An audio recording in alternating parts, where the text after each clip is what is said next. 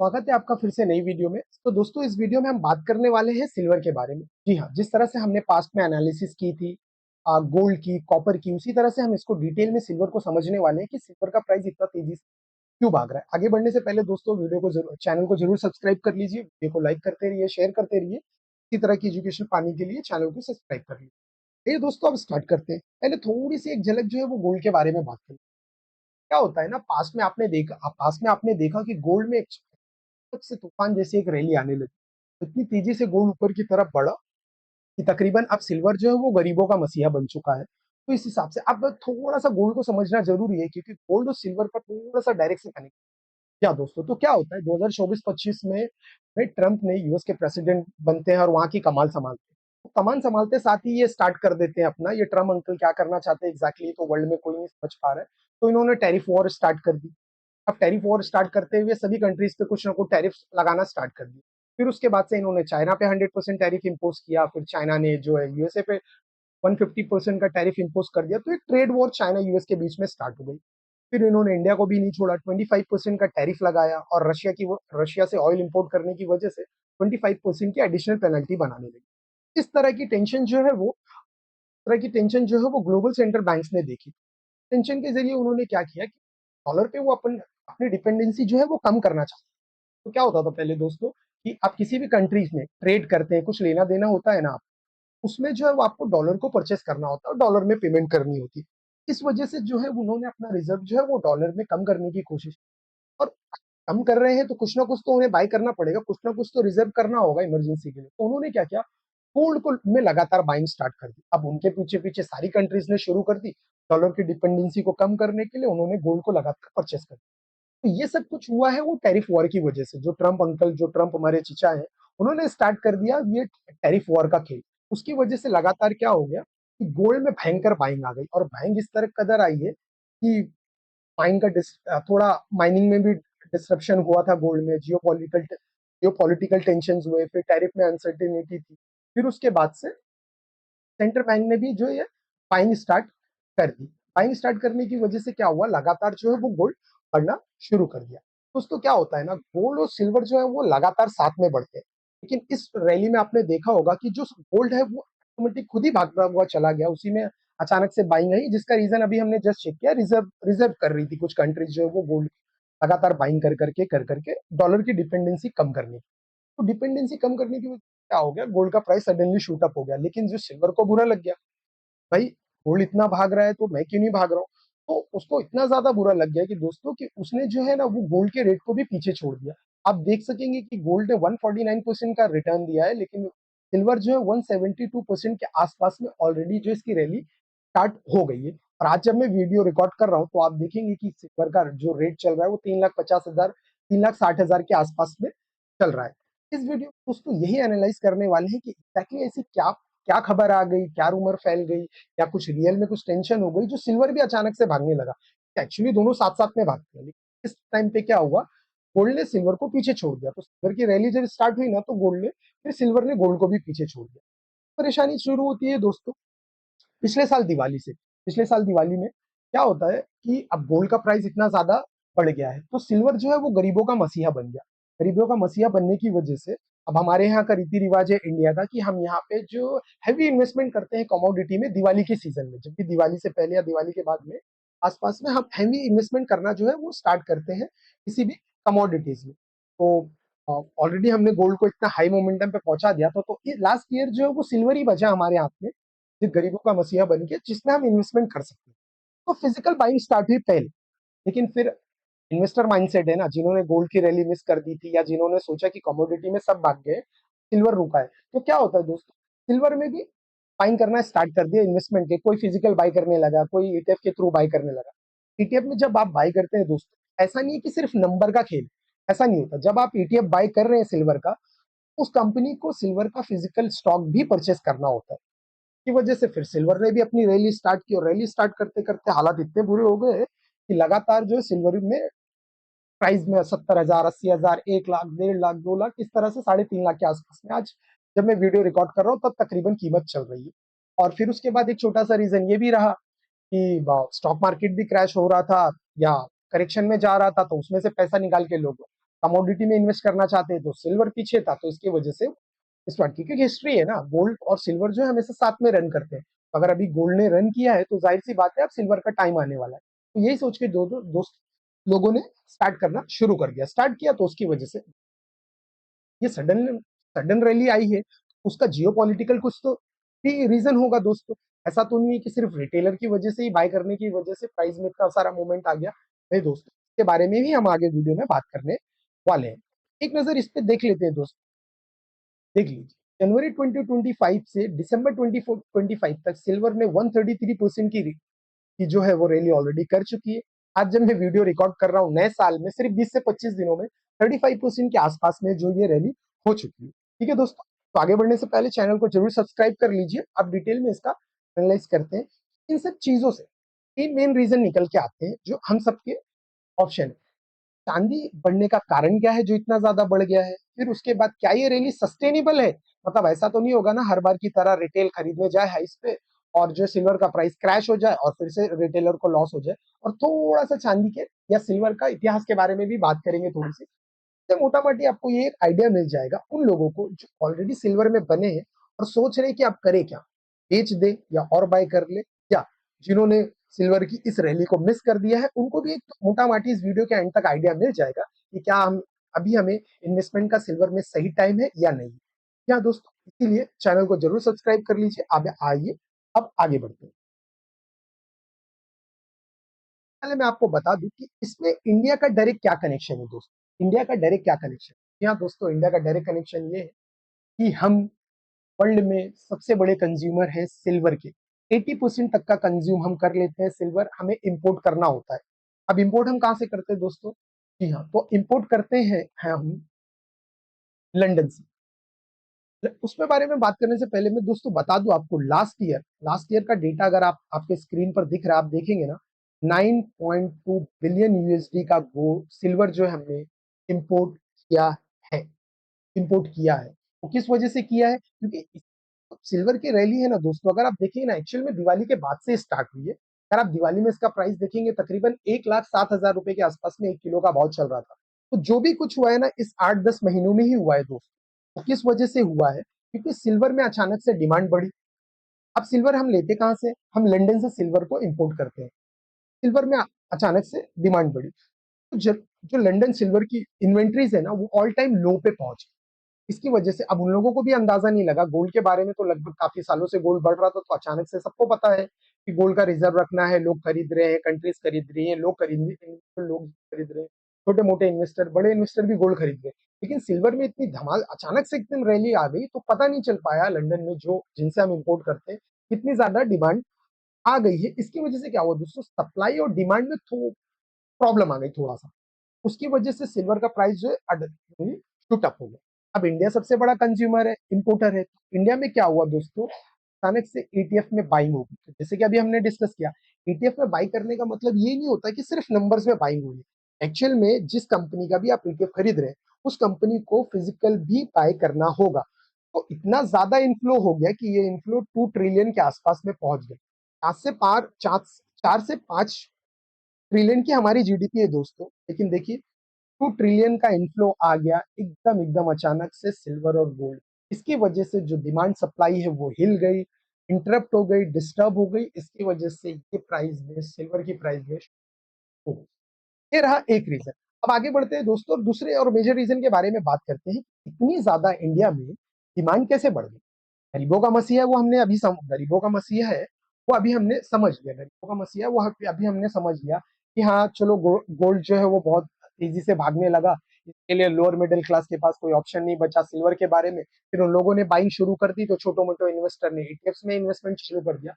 इस तरह से धीरे धीरे सिल्वर का प्राइस में मोमेंटम आने लगा। और आप इनफ्लो देख सकते हैं, 2 ट्रिलियन हो गया था दिसंबर 2025 में, जो रिकॉर्ड हाई पर है। इतना ज्यादा इन्फ्लो, इतना ज्यादा इन्वेस्टमेंट इंडिया में के ईटीएफ में हो चुका है ऑलरेडी।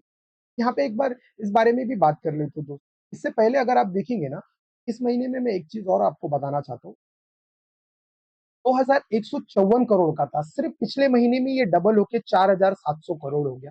इतना ज्यादा इन्फ्लो दिसंबर के महीने में भी आया, दिसंबर का इन्वेस्टमेंट में भी आया। तो ये तकरीबन 24,200 करोड़ के आसपास में पहुंच। रिकॉर्ड इनफ्लो है और ये जाके 2 ट्रिलियन पे बैठ जाता है टोटल, अगर सिल्वर और गोल्ड दोनों को मिक्स करते हैं तो। और स्टैंड अलोन सिल्वर में जो वो 24,200 करोड़ के आसपास। डिमांड कहाँ से आ रही है दोस्तों? जी हाँ, तो डिमांड आ रही है अब तरह से आपको पता है सिर्फ इंडिया ही नहीं बाकी की कंट्रीज भी है सोलर इंस्टॉलेशन में मूव कर रही है, रिन्यूएबल एनर्जी में मूव कर रही है। तो उसमें बहुत ज्यादा हैवी जो है वो मेटल्स लगते हैं, बहुत ज्यादा हैवी जो है वो उसमें सिल्वर का यूज होता है। ऑटोमोबाइल इंडस्ट्री में है, कंज्यूमर इलेक्ट्रॉनिक्स है, मतलब आप घर में आपका कोई भी इलेक्ट्रॉनिक प्रोडक्ट आप उसे ओपन करके देखेंगे दोस्तों, उसमें आपको थोड़ा बहुत सिल्वर मिलना ही मिलना है। ठीक है दोस्तों, तो उसके बाद से एआई, और ये जो है आप देखेंगे ना एआई जो है ना, इसको देखेंगे अगर artificial intelligence, data centre cooling और पावर डिस्ट्रीब्यूशन। दोस्तों आर्टिफिशियल इंटेलिजेंस जो है उसकी चिप बनाने में बहुत सारे सिल्वर का यूज होता है। आप ऐसा समझ लीजिए कि जो ओल्ड डेटा के बारे में अगर मैं बात करूं, ओल्ड डेटा के बारे में अगर मैं बात करूं जहां पे 1 ग्राम सिल्वर का यूज होता है ना, एआई डेटा सेंटर में 10 ग्राम का यूज होता है, मतलब 10 गुना की डिमांड तो सब यहीं से आ गई। आपने सुना होगा हाल ही में गूगल मेटा वाले हमारे इंडिया बैंगलोर में ही अपना जो है एआई डेटा सेंटर बनाना स्टार्ट कर चुके हैं। इसकी वजह से जो है दोस्तों ऊपर में अचानक से बहुत बढ़ गई है, तो ये कंज्यूमर बेस रहा, ये डिमांड है। अब आगे बात करते हैं, तो अगर डिमांड बढ़ जाती है तो क्या हुआ, हम इसकी माइनिंग भी कर सकते हैं ना। यही पर ही मेजर प्रॉब्लम है दोस्तों। इस बात को जो ना ध्यान से समझिएगा दोस्तों, इस बात को ना थोड़ा सा ध्यान से समझ। क्या होता है ना दोस्तों, जिस तरह से आप गोल्ड, कॉपर, एल्यूमिनियम की माइनिंग करते हैं ना दोस्तों, उस तरह से आप सिल्वर की माइनिंग नहीं कर सकते। ये जो सिल्वर है, कॉपर, एल्यूमिनियम का बाई प्रोडक्ट है। जब आप कॉपर या एल्यूमिनियम की माइनिंग करते हैं ना दोस्तों, तो ये उसका बाई प्रोडक्ट है, उसी के साथ सिल्वर आता है, फिर कुछ केमिकल यूज करके इसको जो है वो रिफाइन किया जाता है, इसको जो है वो रिफाइन किया जाता है। अब देख लेते हैं दोस्तों, सबसे बड़ा प्रोडक्शन सिल्वर का होता किस कंट्री में? क्या दोस्तों? वो है मैक्सिको के बाद से। या दोस्तों मैक्सिको जो है वर्ल्ड में सबसे नंबर 1 पर है जो सिल्वर की माइनिंग करती है। क्योंकि क्या होता है दोस्तों, अभी हमने डिस्कस किया कि आप सिल्वर की माइनिंग स्टैंड अलोन सिर्फ सिल्वर की माइनिंग नहीं कर सकते। सिल्वर की माइनिंग करने के लिए कॉपर गोल्ड की माइनिंग करेंगे तो सिल्वर आपका बाई प्रोडक्ट होता है। तो इसी वजह से जो है एक तो इन्वेंट्री की शॉर्टेज हमने देख ली। जी हाँ दोस्तों, उसके बाद डिमांड भी इतनी ज्यादा बढ़ गई। इन्वेंट्री की शॉर्टेज है, डिमांड बढ़ गई, सप्लाई कम हो गई, डिमांड बढ़ गई। पहला तो ये फंडामेंटल रीजन हो गया। अचानक से सिल्वर की रैली में इतना ज्यादा बूम हो गया, प्राइस तोड़ने लगा सिल्वर, इतना ज्यादा महंगा हो गया। अब दोस्तों हमने ये देख लिया, ये समझ लिया कि सिल्वर की एग्जैक्टली शॉर्टेज होने की वजह से सिल्वर की माइनिंग स्टैंड अलोन नहीं कर सकते, इसकी वजह से सप्लाई कम हो गई और डिमांड में अचानक से। तो फिर से रीजन कुछ इसी तरह के है, डिमांड अचानक से बढ़ रही है, सोलर इंडस्ट्री की, ऑटोमोबाइल इंडस्ट्री की, कंज्यूमर इलेक्ट्रॉनिक्स में डिमांड बढ़ना शुरू हो गई, शॉर्टेज हो गई है, इसकी वजह से सिल्वर की सप्लाई कम हो गई है और डिमांड बढ़ना शुरू हो गई। अब जो है दोस्तों major important second major important point के बारे में बात कर लेते हैं। अब हमने ये तो देख लिया कि प्रोडक्शन कौन करता है, वो मैक्सिको करता है, लेकिन दोस्तों रिफाइन रिफाइन जो करता है वो चाइना है। आजकल आजकल तो ऐसी कोई न्यूज ही नहीं है जिसमें चाइना का नाम नहीं है। यहाँ दोस्तों यहाँ भी चाइना इन्वॉल्व है। ये दुनिया का सबसे बड़ा सिल्वर रिफाइनर है, ये रिफाइन करता है सिल्वर को। मैक्सिको प्रोडक्शन करता है, चाइना जो है रिफाइन करता है। अब चाइना इतना बड़ा रिफाइन होने की वजह से चाइना कंट्री से सिल्वर को बाहर इंपोर्ट एक्सपोर्ट भी किया जाता है, आम बात है, जैसे हम अपनी कंट्रीज में करते हैं वैसे वो लोग भी करते हैं। उसके लिए क्या हुआ, 1 जनवरी 2026 को चाइना ने सिल्वर का को कुछ उनकी चाइना की कंट्री से बाहर एक्सपोर्ट करने में कुछ रिस्ट्रिक्शन लाए। रिस्ट्रिक्शन किस लिए वजह से लाए? क्योंकि आप देख सकते हैं यही सारे मेजर रीजन थे, जहां पे सोलार में वो सबसे आगे जा रहे हैं, ऑटोमोबाइल में सबसे आगे जा रहे हैं, ईवी में चाइना सबसे आगे जा रहा है। उनके खुद की देश की रिक्वायरमेंट सिल्वर से पहले पूरी होना जरूरी है। नहीं तो क्या होता है, कुछ कंपनी जो है प्रॉफिट वगैरह के चक्कर में ज्यादा से ज्यादा सिल्वर जो है चाइना के बाहर एक्सपोर्ट कर देंगे, की वजह से तो उनकी कंट्री में शॉर्टेज आ जाएगी। क्योंकि चाइना के लिए भी ये ठीक नहीं होगा कि लगातार जो है प्राइस इस तरह से बढ़ता हुआ चला जाए, नहीं तो उनके ईवी सेक्टर, ऑटोमोबाइल, उनकी कारें, उनका एआई डेटा सेंटर, सबके कॉस्ट में इंपैक्ट हो जाएगा, सबके प्राइस बढ़ेंगे, इन्फ्लेशन हिट होने लगेगी अचानक से। इसकी वजह से दोस्तों उन्होंने क्या किया है कि 1 जनवरी 2026 से लाइसेंसिंग जो है वो कंपलसरी कर दिया। किसी भी कंपनी को चाइना में कंट्री से बाहर सिल्वर एक्सपोर्ट करने के लिए लाइसेंस लेना बहुत जरूरी होगा, और इसमें पहले तो हज़ारों की संख्या में लोग करते थे, लेकिन अब 40 से 45 कुछ ऐसी कंपनीज़ हैं, जो बाहर निकल के आई हैं, जो अब तकरीबन ये सिर्फ़ चाइना से एक्सपोर्ट करते हैं। तो ये एक्चुअली रिस्ट्रिक्शन डाल रहा है, ताकि लोग जो है वो चाइना के बाहर एक्सपोर्ट कम कर सकें। तो फिर दोस्तों एक्सपोर्ट कम होने की जब चाइना की तरफ से एक्सपोर्ट का कम होने की वजह से फिर से प्राइस में ऊपर-नीचे होने लगेगा। फिर कंट्री जो है लिमिटेड हो गई ना, फिर अगर हमें इंपोर्ट करना है किसी कंट्री से, अभी हम ज़्यादातर तो लंदन से कर रहे थे, लेकिन काफ़ी सारी कंट्रीज़ वो चाइना से भी तो इंपोर्ट कर रही थी। तो चाइना का एक्सपोर्ट कम होने की वजह से फिर प्राइस में अचानक से शूट अप आने लगेगा। पहले सप्लाई की प्रॉब्लम, डिमांड बढ़ गई है, उसके बाद चाइना 80% रिफाइनर है। अगर ये जो है, चाइना 80% रिफाइनर है, अगर इसकी तरफ से एक्सपोर्ट में कुछ थोड़ा भी सख्ती हो गई, तो फिर से प्रॉब्लम हो जाएगी, और भी कंट्रीज़ में शॉर्टेज हो जाएगी, और जो शॉर्टेज का मतलब फ़ियर होता है दोस्त, और फ़ियर की वजह से डिमांड बढ़ना शुरू हो जाएगी। या दोस्तों, तो ये 2 मेजर रीज़न रहे हमारे सामने। तो पहले तो डिमांड आई इंडिया की तरफ से, इंडिया में इतना प्राइस बढ़ना शुरू हो गया, फिर वर्ल्ड में लोगों ने, क्योंकि हर लोग जो सोलर रिन्यूएबल एनर्जी का भाग रहे हैं, तो इसकी वजह से हर कंट्री से आएगी, और हम तो 80% इंपोर्टर है सिल्वर के, उसकी वजह से और भी डिमांड बढ़ गई। फिर हम लंदन से इंपोर्ट करते थे, वहां पे जो शॉर्टेज भी हो गई। लंदन से इंपोर्ट करते थे, उन्हें पता नहीं था कि हमें इतनी ज्यादा जो है वो डिमांड आने वाली है, तो वहां पे दोस्तों शॉर्टेज हो गई। शॉर्टेज होने की वजह से प्राइस शूट अप हो गया। अब ये चाइना का नया टेंशन 1 जनवरी 2026 से चाइना ने भी थोड़ा सा स्ट्रिक्शन लाना शुरू कर दिया है। तो ये सब काफी रीजन से दोस्तों, जो हमने अभी डिस्कस किया। पूरी उम्मीद है कि आपको वीडियो समझ में आया होगा, एनालिसिस समझ में आई होगी। थोड़ा सा लास्ट पॉइंट जो हमारा बचता है, थोड़ा सा सिल्वर की हिस्ट्री के बारे में भी हम दोस्तों समझ लेते हैं यहाँ पे।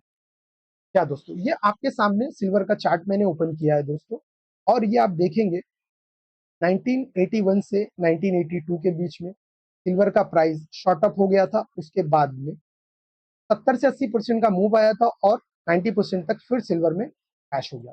फिर पूरे 31 साल तक दोस्तों ये कंसोलिडेट होता रहा। क्या दोस्तों, फिर इसमें कोई भी मूवमेंट नहीं आई। फिर 2011 में रिसेशन के बाद से एक मूवमेंट आई, जो मूवमेंट तकरीबन 40 से 50% की थी। इस दिन देखेंगे, लेकिन इंटरेस्ट रेट बढ़ने की वजह से यूएस में फेड में ये वापस से करेक्शन हो गया 70 टू 80%। यहाँ पे करेक्शन आया दोस्तों 90%, फिर यहाँ पे करेक्शन आया 70 टू 80%। उसके बाद से ये 2011 से 10 साल के बाद से ये रैली। तो अगर आप कभी देखते हैं कि सिल्वर का प्राइस 40-50% 40 से 50% क्रैश हो गया, करेक्ट हो गया, तो दोस्तों घबराने की जरूरत नहीं, क्योंकि वो सिल्वर का नेचर है। अभी हमने देखा 1981 से 1984 के बीच में 90% क्रैश हुआ, 36 साल वो कंसोलिडेट करता रहा। उसके बाद से 2011 में एक रैली आई 70 से 80% की, और फिर वो 40 से 50% फिर से क्रैश हो गया।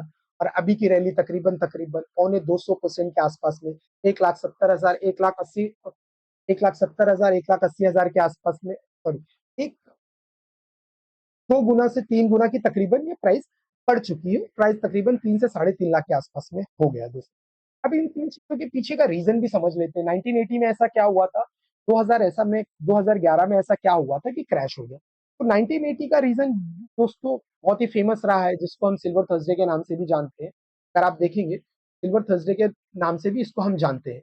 आइए इसके बारे में बात करते हैं। तो अमेरिका में हंट ब्रदर्स नाम की एक कंपनी थी, या 2 लोग थे हंट ब्रदर्स नाम के। उन्होंने अचानक से जो सिल्वर की बाइंग करके उसको रिजर्व कर लिया। तो रिजर्व करने की वजह से जो बाकी लोग थे उनको सिल्वर खरीदने में परेशानी आने लगी। तो उन्होंने कंप्लेन की, तो उस साल गवर्नमेंट ने 1981 से 84 के बीच में रिस्ट्रिक्शन डाल दिया कि फ्रेश बाइंग सिल्वर में नहीं होगी। इसकी वजह से 90% का सिल्वर जो है वो क्रैश हो गया। तो 2011 में फिर जो 30 से 40% का जो क्रैश हुआ था, उसके बारे में दोस्तों अभी हमने बात की कि फेड के इंटरेस्ट रेट बढ़ने की वजह से ये क्रैश आ गया था। अभी इतने टाइम तो फिलहाल अभी तक मेरे को उम्मीद है कि ये सारी डिटेल एनालिसिस आपको समझ आ गई होगी। अब आप बेहतर डिसीजन ले सकते हैं, क्योंकि इस वीडियो में कोई भी बाइंग या सेलिंग की पर्सनल रिकमेंडेशन नहीं है। जो भी डिसीजन होगा वो आपका अपना होगा। और ईटीएफ के बारे में जानना चाहते हैं, सिल्वर में कौन से ईटीएफ है, उनकी क्या क्या परफॉर्मेंस है, तो हमारी 5 वीडियो आप देख लीजिएगा, मैं लिंक यहाँ पे शेयर कर दूंगा। दोस्तों इस वीडियो में सिर्फ इतना ही, मिलते हैं अगले एजुकेशनल वीडियो में, अगले एनालिसिस में। Thank you.